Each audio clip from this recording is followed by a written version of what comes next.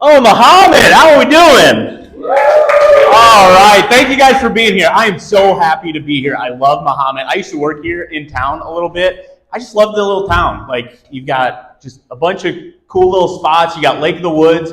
I mean, hell, I used to buy weed here and I don't even smoke. Like, it was just a really nice guy at Circle K. And I love to support small business. But no, I'm from a small town, like Edgar said. I'm from Benson, Illinois. It's about 350 people. So I love small towns because you see the weirdest shit there. Like, I was in a cemetery when I saw my first blowjob. Saw, not got.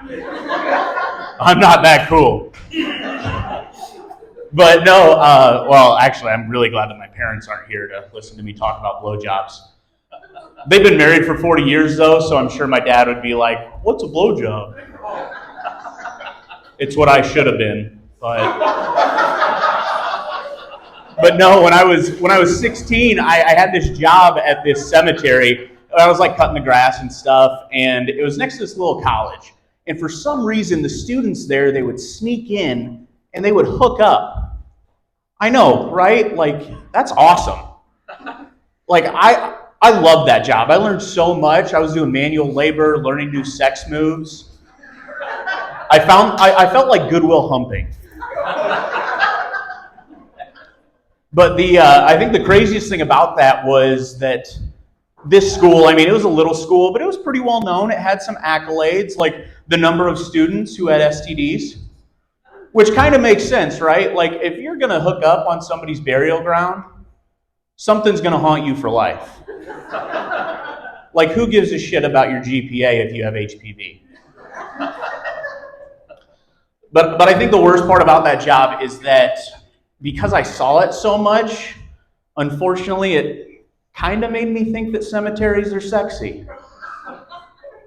I mean, there's a reason they're called headstones, but no, I saw it so much. And like, some people, they get nervous and they laugh at funerals. I just couldn't stand up straight. I just have to do like a little tuck and be like, "I'm sorry for your loss." So when I got to college, I decided, like, well, I've seen it. I know it can happen. I'm going to try it with a girl. So I was pulling all the moves. I was like, "Baby, come on. We can go behind that tree. Nobody's going to see us." And she goes, "This is my aunt's funeral.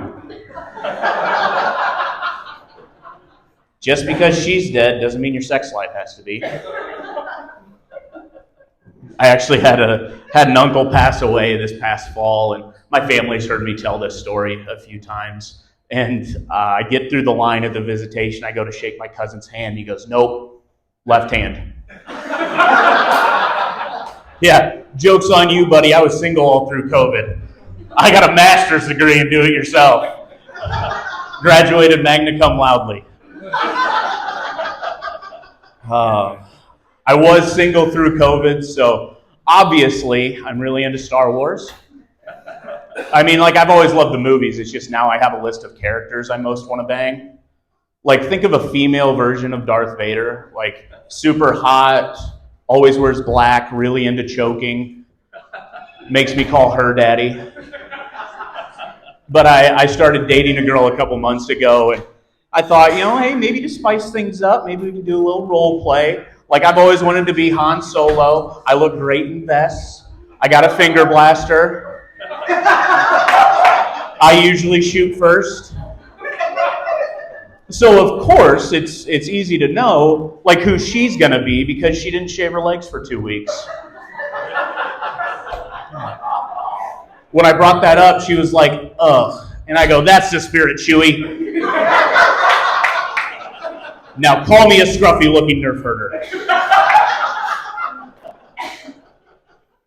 We've been dating a few months. I love this gal. She's great. But I'll admit, like, I've had some bad luck in past relationships. Like, my last relationship ended when the girl told me that she didn't find me physically attractive anymore because of her medication. Which, who knew you could get cock-blocked by Walgreens? I mean, women have been finding me unattractive for years over the counter. She didn't need to use her deductible. But no, I thought that this girl was going to do it to me too. About a month into our relationship, she comes up to me and she goes, "Hey, I think I'm going to get birth control." And I was like, "Oh, okay." Next day, she bought me Crocs. But I'm not going to let it get to me. I'm still going to try and get lucky. Maybe I'll wear them at the next funeral we go to. My name is Willie Harms. Thank you guys so much.